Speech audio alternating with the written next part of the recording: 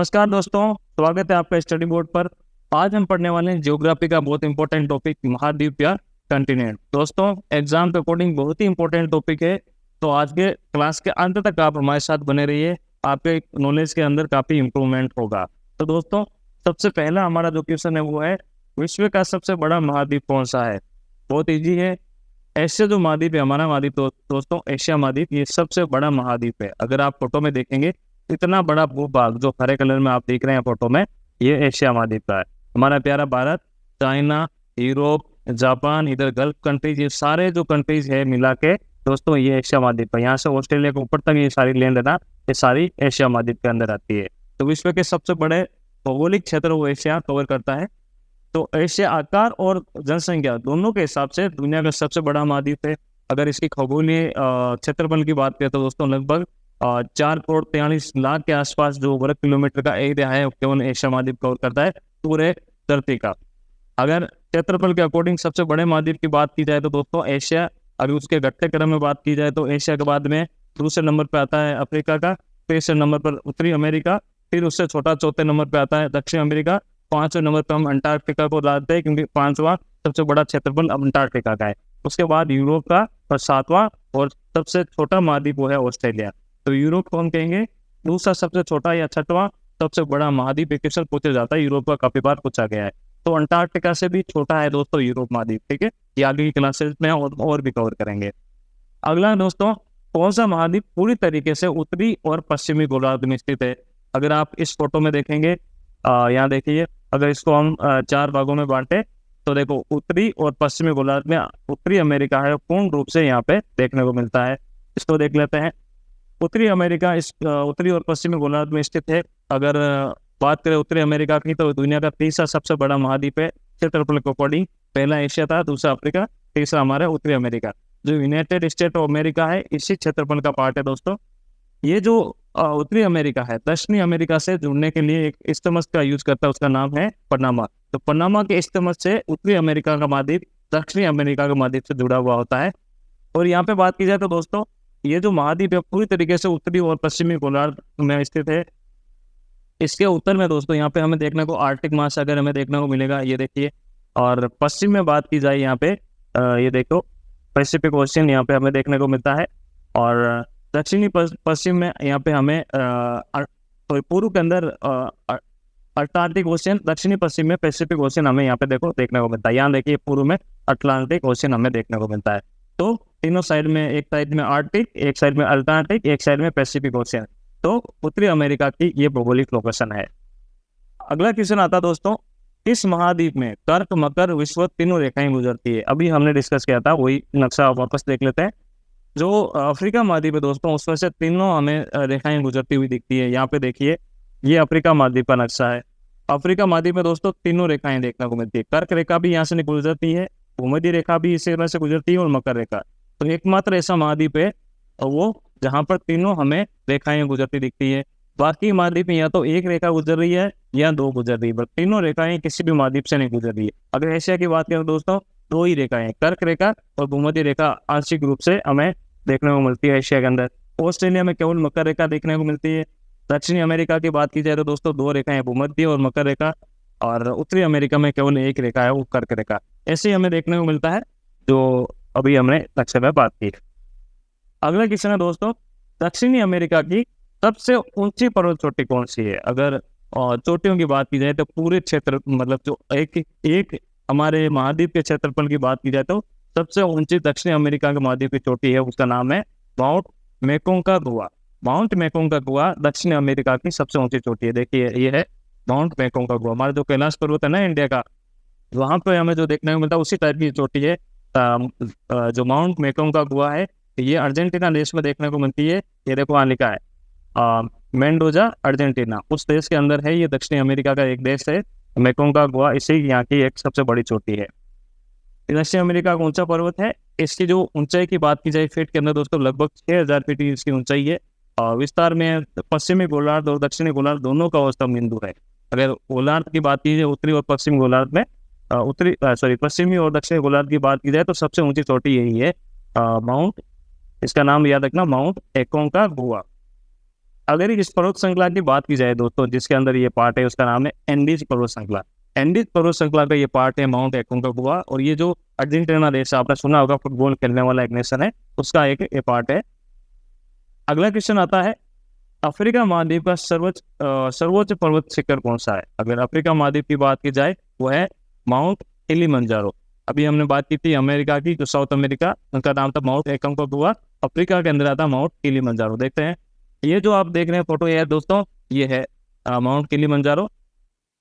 ये जो अफ्रीकी देश है तंजानिया के अंदर स्थित है, वो अर्जेंटीना में था, ये तंजानिया में है। तो दोस्तों इसकी हाइट, पहाड़ की हाइट लगभग 5,895 मीटर के आसपास है। अगर इसमें देखा जाए तो ये इसका आकार देखा जाए तो दोस्तों 3 ज्वालामुखी शंकु यहाँ पे देखने को मिलते हैं। इनका नाम भी दिया गया है, एक का नाम है किबो, मावेंजी और सीरा, तीनों नामों से इनको नामित किया जाता है। तो ये था अफ्रीका महाद्वीप का सबसे बड़ा पर्वत, जिसको कहते हैं माउंट किलिमंजारो। अंटार्कटिका महाद्वीप का सर्वोच्च पर्वत कौन सा है? तो दोस्तों अंटार्कटिका की बात की जाए तो नाम है mount Wilson. Mount Wilson massif, ये अंटार्कटिका महाद्वीप का सबसे ऊंचा स्थान है। देखिए, विल्सन पर्वतमाला अंटार्कटिका में एक बहुत बड़ा पर्वतमाला है। एल्सवर्थ पर्वत के सेंटिनल पर्वत श्रृंखला के भीतर ये स्थित है। अगर माउंट विल्सन के ऊंचाई की बात की जाए दोस्तों, 4,893 मीटर ऊंचाई के साथ ये इस क्षेत्र की सबसे ऊंची चोटी है। अब और भी चोटियां देख लेते हैं दोस्तों कि कौन कौन से महाद्वीप के सबसे ऊंचा स्थान कौन सा है। ये एग्जाम में बहुत बार क्वेश्चन पूछा जाता है कि कहाँ पर कौन से महाद्वीप का सबसे ऊंचा स्थान है, सबसे ऊंची चोटी। तो सबसे ऊंची चोटी देखो, अगर हाइट में देखते हैं तो दोस्तों एशिया के अंदर देखो, माउंट एवरेस्ट हमारा 8,850 इसकी ऊंचाई है। और उसके बाद नंबर आता है दोस्तों दक्षिण अमेरिका में। दक्षिण अमेरिका की जो चोटी है एकोंकागुआ 6,960, ठीक है। उसके बाद नंबर आता है हमारा माउंट मैकिनले का, तो अलास्का यूएसए के अंदर आता है, उत्तरी अमेरिका में, ठीक है। पहला अलास्का रशिया के अंदर आता था समय के साथ, और यूएस जो रशिया ने अमेरिका को दे दिया था पहले। तो 6,168 इसकी ऊंचाई है, जो उत्तरी अमेरिका में। और ऑस्ट्रेलिया वाले का देखो माउंट मेक्सिको, जिसकी हाइट है 22-28। और जो अभी हमने बात की थी माउंट विल्सन मासिफ, उसकी अंटार्कटिका में जो इसकी लोकेशन है 4,897 में। और अगर बात की जाए यूरोप के सबसे, जो जॉर्जिया के अंदर स्थित है, इसकी हाइट है दोस्तों 5,642, जो माउंट एल्बर्ट इसका नाम है। अब इसके देश भी याद रखना, हमने किलिमंजारो की बात की थी, तंजानिया में है, एकोंकागुआ अर्जेंटीना में है। और एशिया का जो सबसे बड़ा माउंट एवरेस्ट है चीन की सीमा के पास नेपाल में। उत्तरी अमेरिका वाले का नाम अलास्का देश के अंदर, ऑस्ट्रेलिया वाले साउथ वेल्स के अंदर, और अंटार्कटिका तो एक ही जगह है, तो अंटार्कटिका में। तो ये जगह भी पूछ लेते हैं कहाँ पर स्थित है, कौन सा पहाड़ है, की ऊंचाई क्या है, और कौन सा महाद्वीप है। तो इसके अकॉर्डिंग आप याद करना, ये इंडेक्स बहुत ही इंपॉर्टेंट है, ठीक है। अगला क्वेश्चन आता है दोस्तों यहाँ पर, वो है एशिया महाद्वीप की सबसे बड़ी झील है। हमने पहले भी डिस्कस किया है पहली क्लासों में। तो कैस्पियन सागर एशिया महाद्वीप की सबसे बड़ी झील है दोस्तों। अगर हम डायरेक्टली कहेंगे एशिया महाद्वीप के अंदर है तो ये गलत होगा, ये सीमा पर है, एशिया और यूरोप की सीमा पर स्थित है।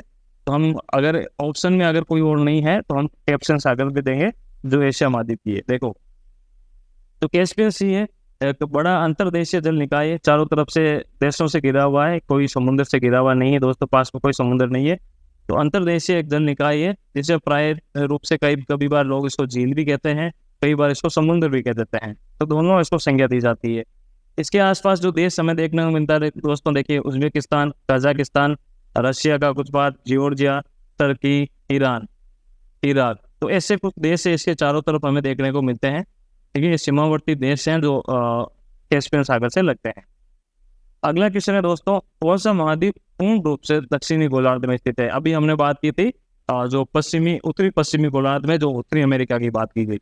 और अभी हम बात करते केवल दक्षिणी गोलार्ध में स्थित जो महाद्वीप है पूर्ण रूप से, वो है ऑस्ट्रेलिया महाद्वीप। देख लेते हैं फोटो में, ये देखिए यहाँ पे ऑस्ट्रेलिया हमें देखने को मिलता है। अगर ऑप्शन में बात की जाए तो निम्न में से कौन सा? तो ऑस्ट्रेलिया। दोस्तों ऑस्ट्रेलिया के साथ में हमें अंटार्कटिका भी देखने को मिलेगा, जो पूर्ण रूप से दक्षिणी गोलार्ध में स्थित है। अगर केवल ऑप्शन में ऑस्ट्रेलिया दिया गया तो ऑस्ट्रेलिया की बात करेंगे। और अब देख लेते हैं दक्षिणी गोलार्ध में उत्तरी गोलार्ध की तुलना में अधिक महासागर और कम भूमि है। देख लीजिए कि गोलार्ध में उत्तरी पार्ट में कितनी ज्यादा भूमि है। एशिया भी इधर है, यूरोप लगभग इधर है, अफ्रीका है, नॉर्थ अमेरिका पूरा ही उत्तरी गोलार्ध में। दक्षिणी गोलार्ध की बात की जाए तो कुछ अफ्रीका का पार्ट, साउथ अमेरिका, अंटार्कटिका और ऑस्ट्रेलिया, यही है। पर बड़ा जो लैंड है उत्तरी गोलार्ध में ही है, कम भूमि है, पानी है यहाँ पे उनके तुलना में ज़्यादा हमें देखने को मिलता है, क्योंकि महासागर यहाँ ज़्यादा है। अगर दक्षिणी गोलार्ध की बात की जाए तो ऑस्ट्रेलिया और अंटार्कटिका 2 महाद्वीप यहाँ पे दक्षिणी गोलार्ध में पूर्ण रूप से देखने को मिलते हैं। और अफ्रीका, दक्षिणी अमेरिका और एशिया आंशिक रूप से, एशिया का थोड़ा सा पार्ट हमें दक्षिणी गोलार्ध में देखने को मिलता है, आंशिक रूप से दक्षिणी गोलार्ध में स्थित है। तो हमें यहाँ क्वेश्चन पे ध्यान देना होगा कि यहाँ पे पूर्ण रूप से पूछा गया है या आंशिक और पूर्ण दोनों को पूछा गया है, उसके अकॉर्डिंग हम आंसर देंगे। अगला क्वेश्चन है, कौन सा महाद्वीप मरुस्थल विहीन है? कौन से महाद्वीप में मरुस्थल नहीं है? देखो दोस्तों, ऑस्ट्रेलिया के अंदर बहुत बड़े मरुस्थल है, एशिया के अंदर हमारा थार मरुस्थल, चीन का तकलामाकन, और दक्षिण अमेरिका के अंदर तो है ही। तो यूरोप के अंदर यहाँ पे हमें मरुस्थल नहीं देखने को मिलते। देखिए, ये देखिए यहाँ पे हमारा अफ्रीका के अंदर यहाँ पे 2 मरुस्थल बड़े देखने को मिलते हैं। यहाँ पे 3 मरुस्थल है, पर 2 कालाहारी, नामीब और सारा मरुस्थल, 3 अफ्रीका के अंदर। अगर एशिया की बात की जाए तो 3-4 यहाँ पे बड़े मरुस्थल है, चीन का तकलामाकन, गोबी, और इंडिया का थार मरुस्थल। ऑस्ट्रेलिया के अंदर भी बड़ा मरुस्थल देखने को मिलता है, यहाँ पे दक्षिणी अमेरिका में, नॉर्थ अमेरिका में। तो यहाँ पे लगभग हर महाद्वीप के अंदर बड़े बड़े मरुस्थल हमें देखने को मिलते हैं, मगर जो यूरोप महाद्वीप है यहाँ पे कहीं पे भी मरुस्थल हमें देखने को नहीं मिलता है। ठीक है, अब देख लेते हैं कहाँ पे कौन से मरुस्थल है। अफ्रीका का सहारा, नामीब और कालाहारी।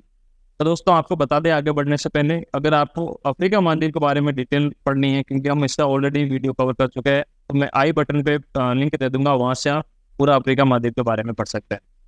दोस्तों, आगे बढ़ने से पहले और बता दें आपको, अगर हमारे वीडियोस आपको पसंद आ रहे हैं तो हमारे चैनल को लाइक कीजिए, अपने दोस्तों के साथ और भी इस कंटेंट को शेयर कीजिए। हमारे चैनल पे और भी वीडियोस है, उनको देखिए। हमारे शॉर्ट सेक्शन में दोस्तों क्विज के अकॉर्डिंग शॉर्ट्स बनाए हुए हैं, वो भी आप जाके देख सकते हैं। अगर हमारा वैल्यूबल कंटेंट आपको पसंद आ रहा है तो आप इनको लाइक जरूर कीजिएगा। तो दोस्तों, आगे बढ़ते हैं। उत्तरी अमेरिका के मरुस्थल कौन कौन से हैं? ग्रेट बेसिन, मोहेव, चिहुआहुआ, सोनोरा, ये उत्तरी अमेरिका के बड़े मरुस्थल है। ऑस्ट्रेलिया के मरुस्थल great Victoria, great Sandy, Tanami, Simpson, ये 4 मरुस्थल ऑस्ट्रेलिया के बड़े महाद्वीप के मरुस्थल है। अगर हम बात की जाए एशिया के दोस्तों, तो तकलामाकिस्तान, गोबी और थार मरुस्थल एशिया के सबसे बड़े मरुस्थल है। क्षेत्रफल की दृष्टि से सबसे बड़ा विश्व का मरुस्थल कहाँ मिलता है दोस्तों? वो है अंटार्कटिका। अंटार्कटिका में सबसे बड़ा मरुस्थल हमें क्षेत्रफल की दृष्टि से देखने को मिलता है। और सहारा मरुस्थल भी हमारे यहाँ पे गर्म मरुस्थल है, जो सबसे बड़ा मरुस्थल है। ठीक है, जो गर्म मरुस्थल के अकॉर्डिंग सबसे बड़ा सहारा, जो अफ्रीका के अंदर है। ठीक है, भारत का जो सबसे बड़ा मरुस्थल है आपको पता है थार मरुस्थल है, जो राजस्थान के पार्ट कवर करता है, वो है थार मरुस्थल। तो ये दोस्तों हो गई मरुस्थल के बारे में। काफी क्वेश्चन पूछे गए थे पर्वत श्रृंखलाओं के बारे में, चोटियों के बारे में और मरुस्थलों के बारे में, तो ये महाद्वीप के अकॉर्डिंग आपको याद होने चाहिए। अगला क्वेश्चन है दोस्तों, सर्वाधिक देशों वाला महाद्वीप कौन सा है? तो सर्वाधिक देश दोस्तों आपको पता है, जो हमारा महाद्वीप है अफ्रीका महाद्वीप, यहाँ पे देखने को मिलते हैं। देखिए, अफ्रीका महाद्वीप पे दोस्तों सबसे ज्यादा 54 देश देखने को मिलते हैं।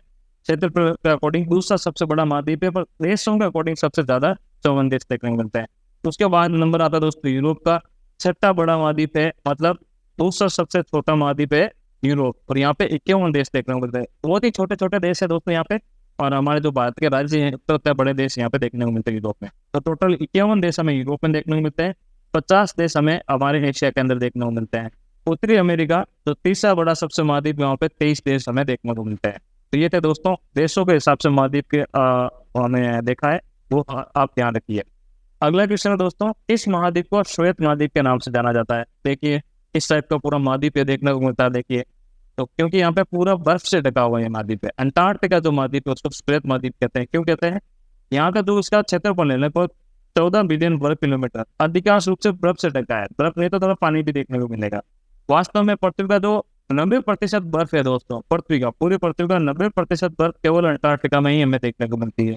पूरा विशाल आवरण यहाँ पे बर्फ का देखने को मिलता है, इसलिए इसको हम कहते हैं श्वेत महाद्वीप। यहाँ पे इस टाइप के पेंगुइन और पोलर डियर हमें देखने को मिलते हैं।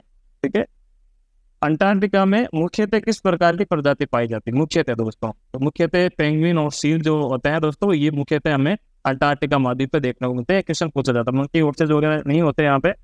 जो पेंगुइन है सबसे ज्यादा अंटार्कटिका में हमें देखने को मिलते हैं। ठीक है, ये अंटार्कटिका का पता है।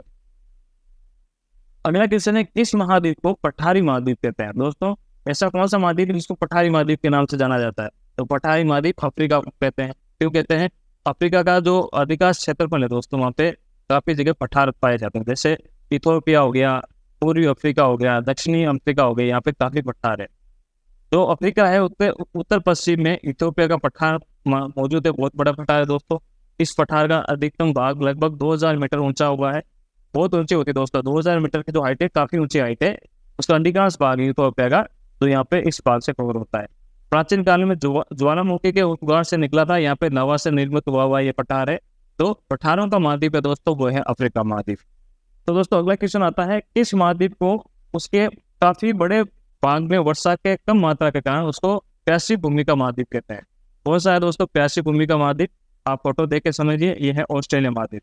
ऑस्ट्रेलिया महाद्वीप को हम कहते हैं प्यासी भूमि का। क्यों कहते हैं दोस्तों, ये जो कवर आप ग्रीन ग्रीन देख रहे हैं ना, केवल यही भाग में बारिश ज्यादा होती है, बाकी जगह ऑस्ट्रेलिया का सूखा है। ये जो बीच वाला पार्ट आप देख रहे हैं ना, ये पूरा सूखा पार्ट है। और जो कोस्टल इलाके हैं, यहाँ पर सारे शहर है ऑस्ट्रेलिया के, जो आपने पर्थ, मेलबर्न, कैनबरा वगैरह सुने होंगे ना, सारे कोस्टल इलाकों पे ये बड़े देश हैं, ब्रिस्बेन वगैरह, जहाँ पे क्रिकेट के मैचेस होते हैं। बीच वाले पार्ट में केवल रेगिस्तान हमें देखने को मिलता, पूरी जमीन सूखी है, वहाँ पे पानी बहुत कमी है। तो सबसे छोटा महाद्वीप ऑस्ट्रेलिया है और पूरी रूप से दक्षिणी गोलार्ध में स्थित है। हम ऑलरेडी डिस्कस कर चुके हैं। पूरे समय जो वर्ष का पूरा समय लगभग यहाँ पे बहुत कम बारिश हमें देखने को मिलती है, बहुत कम बारिश होती है दोस्तों। इसकी भौगोलिक स्थिति उसकी शुष्क परिस्थितियों के लिए जिम्मेदार है। तो हमारा उत्तरी गोलार्ध है, उसके विपरीत मौसम हमें यहाँ पे देखने को मिलता है। और जो उत्तरी गोलार्ध में काफी बारिश से देखने को मिलती है, पर यहाँ पर ऑस्ट्रेलिया में बहुत कम बारिश देखने को मिलती है, इसलिए ये शुष्क मरुस्थल टाइप का ये महाद्वीप है, इसलिए इसको प्यासी भूमि का महाद्वीप कहते हैं। अब और क्वेश्चन दोस्तों इस कॉन्टिनेंट वाले चैप्टर से रिलेटेड देख लेते हैं। ये बहुत इंपॉर्टेंट है, इनमें से भी क्वेश्चन आ सकते हैं, तो सारे एक जगह पे मैं पॉइंट्स लेके आया हूँ। कॉन्टिनेंट ऑफ कॉन्ट्रास्ट किसे कहते हैं? तो दोस्तों कॉन्टिनेंट ऑफ कॉन्ट्रास्ट कहा जाता है अफ्रीका महाद्वीप को। अगला है महाद्वीप जिसे नई दुनिया के नाम से जाना जाता है। तो उत्तरी अमेरिका है, जहाँ पे दोस्तों यूएसए है, उसको उत्तरी अमेरिका, उसको कहते हैं नई दुनिया का महाद्वीप। एशिया को कहते हैं दोस्तों महाद्वीपों के लिए मानव घर के नाम से जाना जाता है, एशिया महाद्वीप। अगर जो विज्ञान के प्रति समर्पित महाद्वीप है, वो अंटार्कटिका महाद्वीप, तो उसको कहते हैं साइंस के लिए डिवोटेड महाद्वीप, या विज्ञान के लिए समर्पित महाद्वीप जो है अंटार्कटिका महाद्वीप।